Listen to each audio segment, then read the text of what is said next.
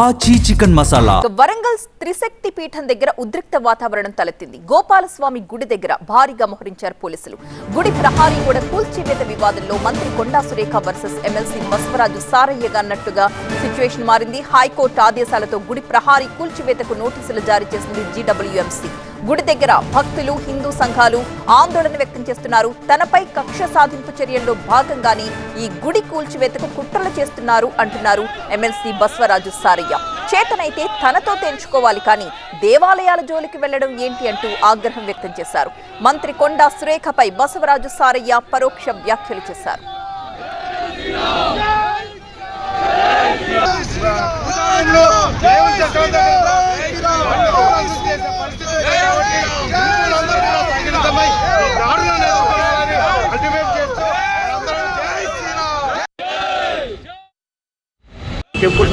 రాజకీయంగా నేను ఉన్నాను కదా, టార్గెట్ వాళ్ళకు టార్గెట్ వ్యక్తిగత నన్ను టార్గెట్ చేయండి, టెంపుల్ టార్గెట్ చేయండి, ఏదాల్చుకుని రాజకీయం నన్ను మీద టార్గెట్ చేయండి.